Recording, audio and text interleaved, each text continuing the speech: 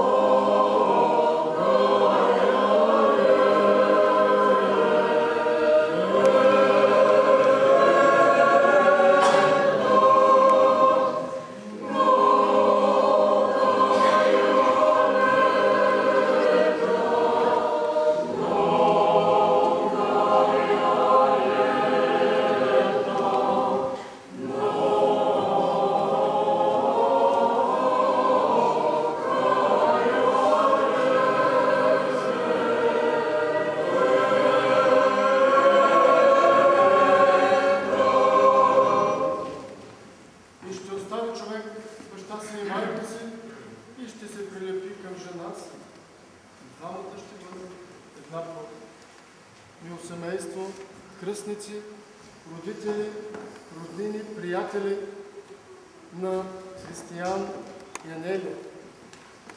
Днес те получиха Божието благословение да бъдат едно семейство, да бъдат една плът.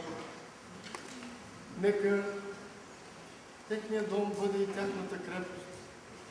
Нека в този дом цари духа на любовта, на честността, на взаимопомощта.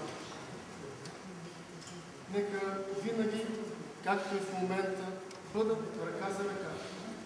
Защото живота, освен хубави, има и трудни моменти.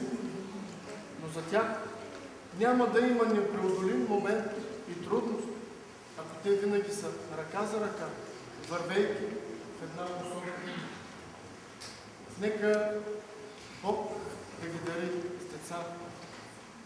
Нека имат тази радост, домът им да бъде огласен от лъчка. И нека с децата дойде отговорността. Нека знаят, че те като родители са длъжни да направят от своите деца едни отговорни хора, бъдещи членове на нашето общество. И нека, когато имат трудности, не забравят и своите родители, защото пътя, който днес те поемат, по този път родителите им се връщат. Аз им пожелавам от все сърце много здраве, много щастие, много любов. И нека с Божието благословение имат дълги и щастливи дни. Амин.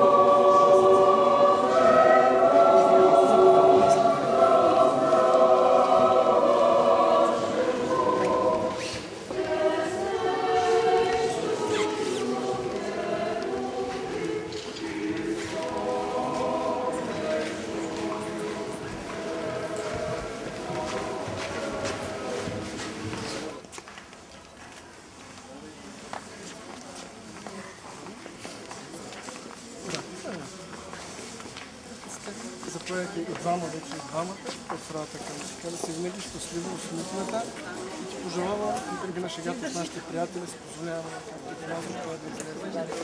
Един казва, ай, живи и здрави, всичко добро ви желая. Всичко добро ви желая, да сте щастливи. Да, всички се нарежат там до тях, да ви честитим. Миро, като свършиш, иди да вземете свенци осветлението, като свършиш.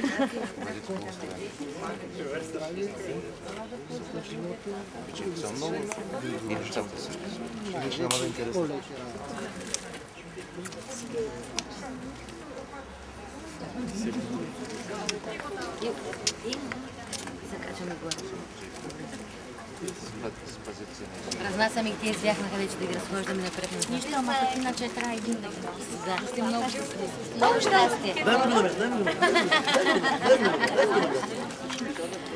Ами на тебе да дам. Да. Славчо каза, в джипа ще да ги назове. Да сте живи и здрави. Какво да го дава? Добре.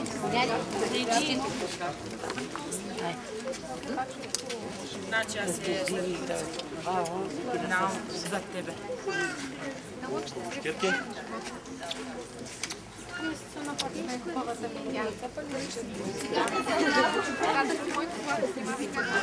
Цапа му.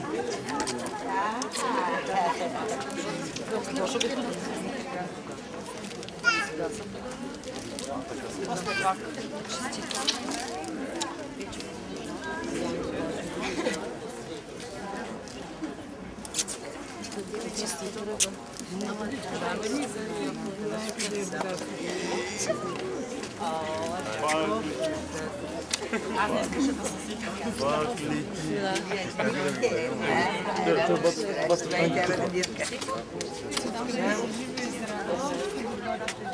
Много щастлива.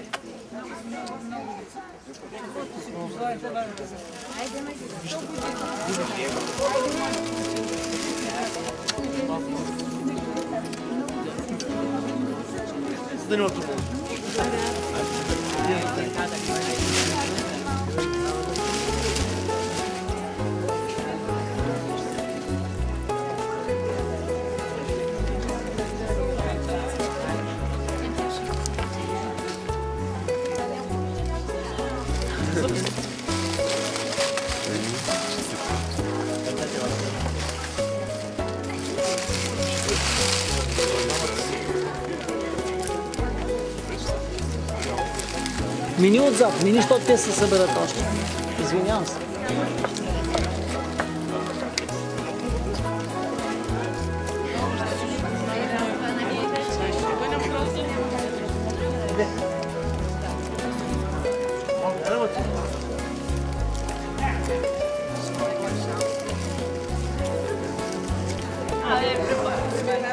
Той ме ли е само? Не, трябва да му ложи сам, ложи.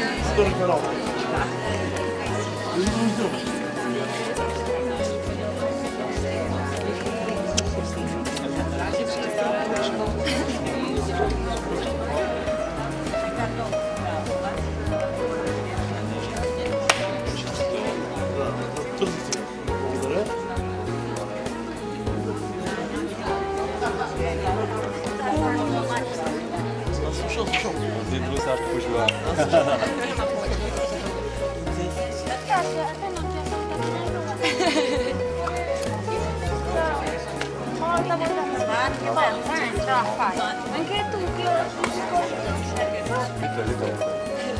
sei bellissimo.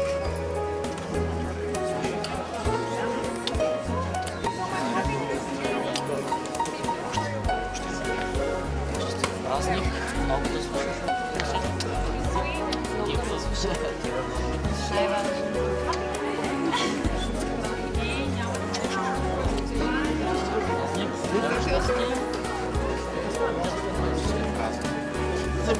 Ма никой не ми каза да пия си.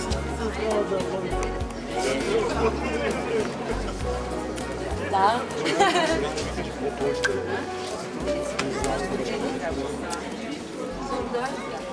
Дали?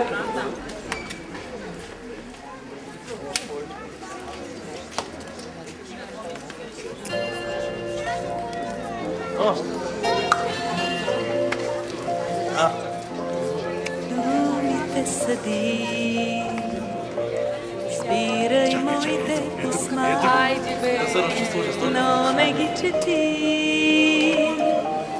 Идва вместо тях огън от любов, ще запаля аз сама и да изгоря. Не ме страх огън от любов, най-щастливия пожар и в единствен миг, що ми спепели, ще се прероди в нежност и в красота. Докосни ме ти, думите съди, и без думи нека винаги в нас клетвения шепот нещо да звучи. Любовта да бъде съдница и власт,